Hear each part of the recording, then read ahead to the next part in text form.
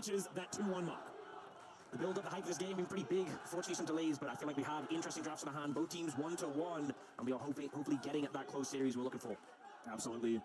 It's been a long time coming, and now we get to see it realized here on the Rift. Kariyaguma topside here. Oh, they've done it 2 games in a row. The little battle, 369 testing himself, and now they're going to get a little bit impatient. Not wait for him to come on over. The frost shot, though, is going to stop 369 from being able to walk too far. The handshake is going to connect as the slice flash has to come in. Big value here for T1 topside. And you can see it's one of these situations where you really don't want to level your E first on Renekton, so you're holding it like, please don't make me start E. But in the end, you have to bin both, you know, flash down and the E used, and you're low on health as well, so T1 can take firm control of this topside and establish some vision. Really heads up play, and I feel like, you know, you talked about it. They were always battling level 1. You can really punish players' tendencies.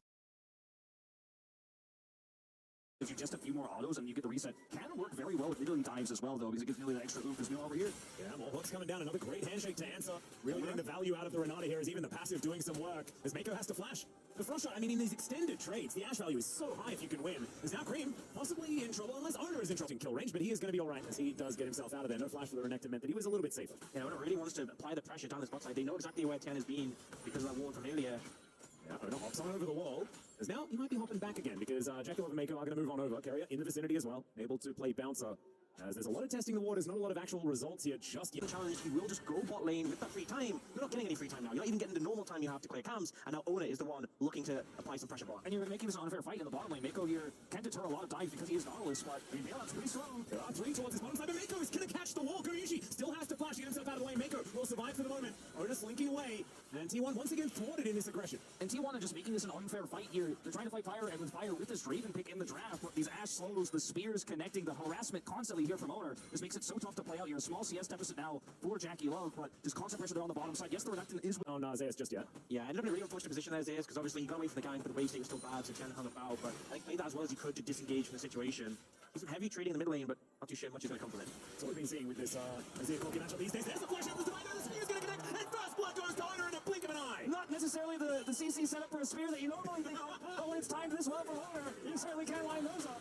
Owner looking for even more here as Tien thought that he could come on over and collect his Raptor camp. Not going to happen, as Owner is really starting to put the screws in, and this is good Italy play when you can put this level of pressure on. And you see like just how the map is playing out, the aggression from T1. Mid lane gets advantage, fantastic, so Owner can push in the jungle. Bot lane has been pushing constantly. Top lane, you're happy to sacrifice that one to get favor elsewhere. They'll steal away the red, Owner can jump away. And again, they're just trying to set this area behind as much as possible. And here, Fake with a fantastic read on Cream, just the instantaneous ult, and you see Cream trying to Valkyrie.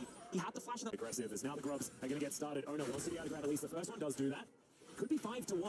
Could be pretty powerful here for top esports, especially with that top side control. Speaking of which, 369 and Zeus fighting at the top of your screen right there. Still top esports retain control. They will be able to take these grubs. Yeah, and I feel like just the fact that even if they get one grub for T1, like that focus is beyond the left side, they'll look to scale these dragons, so even taking one grub is still decent for them, as much as they're not even contest to full amount. And now you can see another one. The top esports are looking at a full turret, and that should be taken here. Full turret is going to be a first break here to go over the top esports to this Renekton that's already so massively ahead in farm. You can see this is going to push him over 1,000 gold, the advantage. But bottom side, the Dragon Armor may be more valuable here with those plates. We'll see what that soul is going to be as soon as that smite goes down. It's Chemtech. Ox on the finals. T1 definitely feeling worse about the trade now, but that's sometimes the luck of the draw. Yeah, I mean, I will say at least they have a decent amount of healing shield in composition between the Nidalee and the Renata, but still definitely not the soul you were hoping for when you've invested so heavily in the bot lane. And really, you're looking at the Ash, and who has been given a bunch of that plate gold and has a decent CS lead to provide a lot of value. The Nidalee as well, Owner with a significant lead in the jungle matchup, but game still feels on a nice edge, and I feel like Jackie Love's stacks building up. The cash in, whether it comes to it or not, is really going to dictate a lot in this game. Feeling like a crocodile's edge to me, as 369 has been. They know how volatile the compositions are, so they're prodding and poking, trying to find opportunities. Top esports going to move over the Herald here and start it up, and maybe T1 see this as their chance to start a fight. Chris TP as he pushes the side lane too, so you get a turret and still join the fight. The timing window. Zeus moving on in here. You can see Arrow at the ready for Koryushi if they do want to start a fight. They want to land one of these spears first. Start to connect some of the poke. As 369 moving on in. Cream's there towards the bottom side of the map as well. He can stop Faker from teleporting over. There is the Rift Out being picked up by Tien as the Arrow is going to barely miss onto top esports. And they'll make it out just fine. Empress Divine was used it on this bottom side as Faker is going to use the buffed up Honeyfruit to speed his way out. Oh, the Whirling Death comes in as 369 still chasing Jackie Love. Is punished though. And Owner's just going to execute him. That's always watching the picture he just pops. Oh, it's such bad news for top esports. And now they're going to get punished again. 2 members underneath this tower. Remember, Tien has no flash. Oh, Takeover comes on through, and that's going to be an easy pick up. Tien, the one in trouble, and Zeus able to tank up that turret so comfortably. They can reset his Cream. He comes in. That's going to mean the Mako at least survives. As 369 still trying to find some value here. There's the flash from Koryushi, and he gets him a brutal blow struck by T1. They're going to be feeling a lot more confident now. Absolutely, those stacks gone. So frustrating to deal with this. Now T1 still get the turret bottom side. Faker doesn't teleport here, and Jackie Love just has no vision. He's so focused on trying to set something up for 369 bottom lane with his ultimate that he's not able to actually see what's coming here. They get the follow-up play here top side as well. and it's just a huge win here for the side of T1. And now you're The charge here, and it does, but not going to be able to take down the turret or anything like that. His control here in this brush means that Faker is going to be okay in the Shuriman battle carrier. Stunned up for the moment, will lose 50% of his health bar as Ryushi takes his opportunity to enter the mid lane, start trying to clear this out as best he can. A little bit of an ARAM for now, but it's so much just trying to get positional advantage around this Drake that is freshly spawned in T1. They want to collect their soul point. Big One going to fly by here. As 369 wanting to find that flank angle. T1's vision is decent, but the Dragon has been started here by top esports. Going off to the side, wanting to stay hidden as he throws out these spears. Jackie up, moving back. See where Kurushi is going to fire that arrow as Harrier with the information. Handshake now on cooldown. Fantastic. Down lower and lower.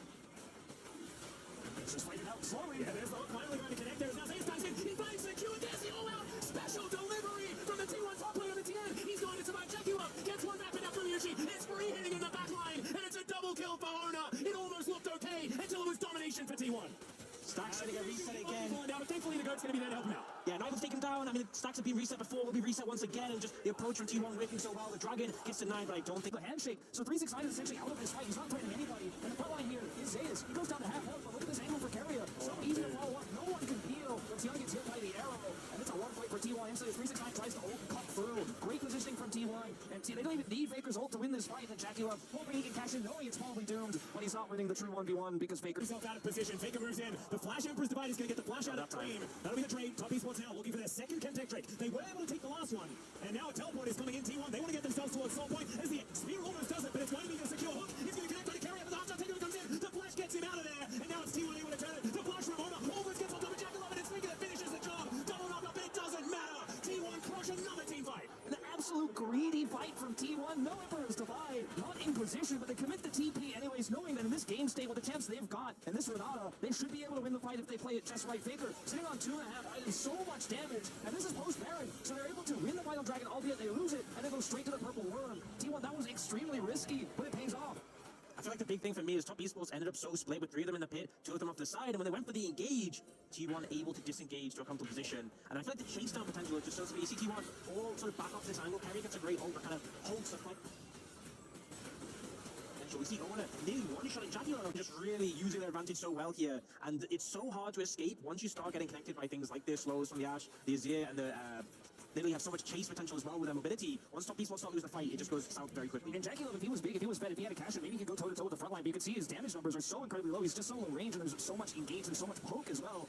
And even without Emperor's Divide, you just can't get close enough. It's really Desire that's doing all the damage in these team fights. Even 369 can't close the gap. Sunday's turret to protect. They've got controllers here. There's no flank angle for 369, and the siege is on. T1 crosses their T's, dot their I's, make sure there's no angle for the Croc, and just siege this up. The Baron looking a treat. 3,600 gold picked up here already.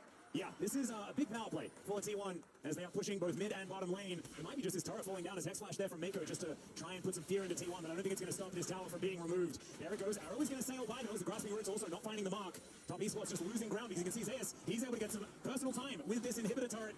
And that's going to go down exceptionally low. Look at this poke damage as well. As these spears land, like Tian just has to go back to base. Yeah, the poke's brutal. They try and get a play on a Faker, and he just dashes away, make sure not to knock anyone else up with the ult from Mako, and then, you know, you've lost one of your only real major engage tool, and T1 can just go back to harassing, pushing, and applying the pressure. Also have red buffs in pockets or any Pokemon. Does get healed up, and Mako nearly goes down there. This is just brutal. If anything lands, you know, and it's not under 369, people are losing half their health bars, you know, guaranteed with this comp. Baker has Emperor's Divide too, so it's a big deterrent for any sort of hard engage to come through from T1 if you want to try to flash or look, for example. The spacing is good from T1, but he's got his own. It was faster. It was dominant from the squad, but we haven't seen that from them since. And in this game, it's all coming up T1 as they look to move towards match point in the series. That was Mako going down. It was basically, and even holds on to the flash. And I think the only thing that could really come close to costing T1 this game is if they overcommit into like a big strangleform. He's going to go through there as it's Carrier that's possibly caught out, but he just kills Mako. He's going to be going down. And that's Jacula getting a catch in the end. That's pretty cool. That's a little bit of extra money going over to the Draven, but he didn't have all that many stats. Yeah, he went from a 10,000 gold lead to like 9,500. So not really changing the state of the game, but at least top esports trying to find some angles in, trying to find some picks, because that's all they have right now. 369 on the flank. Yeah, Owner is going to spot him here as the Dominus has already been popped. You can see Faker. He's looking to get his way out. Zayas is very tanky, and yeah, there's just no way in. And it was already going to be really hard playing the Renekton. The closest to maybe backline access that he was going to get. Zayas picks up his third item here as well. He's had the Jack shows for a while now, has Randuin's, so difficult to break through that health bar now. And a Renekton that was massively ahead, a lane bully early on, just ends up to a tank Asante now with no map control. His agency is limited. He does still have teleport. Well, there's no flanks for him just now as Mako, again, trying to clear some vision. T1 quick to punish. Yep. There's the flash, as Pinker does have his flash available. There was a dredge line there, though, so invest the flash, but oh no, as soon as the volley lands, the handshake definitely lands, and he's not able to get himself out. Minker dead once again. Yeah, I love how they go. Oh, okay, there's the all-out. His owner is going to dive on forward. 1 versus 3 theoretically here for Zayas as the arrow. He's going to sail by. Looked fantastic. Everest dive does nothing. Doesn't matter. I'm not entirely sure because Faker's still going to be able to kill Tien off the back end of it. And now T1 with such gigantic wallets are looking to move towards Nexus turrets now and reach match point here at EWC. Oh man, even a hostile takeover Jackula doing a lot of damage to 369 is Cream. Able to throw some rockets in, and T1 looking a little worse for wear. So they'll take an inhibitor turret on their way out. And the game is not over just yet. Teleport coming in. Another possible chance for a flank here for 369.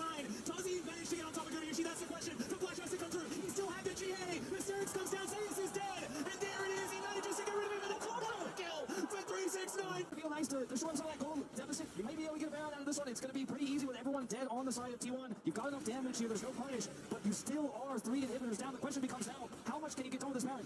Bounties available here, but you have to push through double super minions in all these lanes. But if you can get and crack that goal out of these outers, there is so much. They have Baron buff, which can help them defend, so they have time, which they did not have before. But here, T1 overstaying a fair bit on low health bars. And 369 goes in, great target selection on the Faker. He gets the Renata W. He immediately jumps on the Guma, finishes him, finishes Faker again, finishes Guma again, and then dashes out of the Queen. 1 super minion per wave instead of 2. But top Esport still have to try to defend this as 369 going to flank again. Yep. This time Carrier's going to find him as the arrow's going to connect on the Mako. T1 looking to get rid of the support once again, but he's able to walk it off. The aftershock doing a lot of work. As they're not quite able to get this inhibitor Cream, immediately having the Valkyrie away, and there's the redemption. T1 going to be able to take down this inhib. Still, they want to be able to get the respawning ones, but they're not going to be up again for a little while. They'll just wait for these super minions to start rolling in once again and rely on the 6th man to really turn the tables. 369 CP isn't too far away, and really I think they need that backup again, and maybe even a flash to have a similar play than before. They're trying to find something, but it's so hard if you're approaching T1 from one direction. Ronaldo gets so much value in that situation, so I think you just have to weather the storm. Kentek's soul can be secured by T1 in 40 seconds, but honestly, I think that's a major concern. Elder, maybe what this game comes down to if top esports can keep stalling out. And getting prime before that Elder is going to be incredibly hard. You're going to have to make a sacrifice. You're going to have to all in on it, because if you leave for just a minute, those all break out. But there is a world where top esports could come back to win this. It is not by any means impossible. It's just the super minions, as you mentioned, the 6th man here for T1. That is the biggest issue. They're farming, they're getting this Draven to more damage numbers here. But T1 just not going to make any mistakes. Those wards, the teleport wards, no longer as relevant here. As 369 couldn't find that angle moments ago when it was more relevant. And a 4,000 gold power play on the Baron there as well for top esports. Really utilizing that to get them back within touching distance. And it's at 35 minutes, right? The 3,000 gold lead doesn't mean a whole lot. You can see 4.4k in the lead is 369. If he can find another one of these angles, we know that it can work out. But if he spends the whole time walking towards T1, then that is almost 5,000 gold doing absolutely nothing. And he's trying to crush this down as Cream.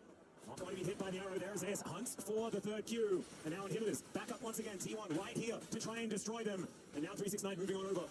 Can he find yet another angle? He's on vision. T1 going to be very happy about that. So they look to execute these waves. Top esports not wanting to let these inhibitors fall down. That is Kentek's soul that they have. It's not the biggest, but it is going to offer them that little bit extra here in these fights.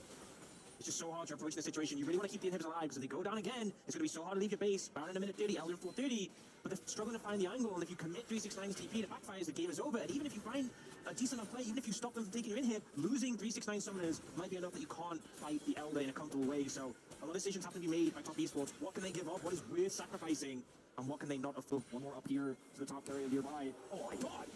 If he lands another one of them, Tien's just dead. Yeah, now they can move towards the Baron, where the vision really is lacking for top esports. If you have to face check into this poke, it's going to be brutal, but you can't just give it over for free.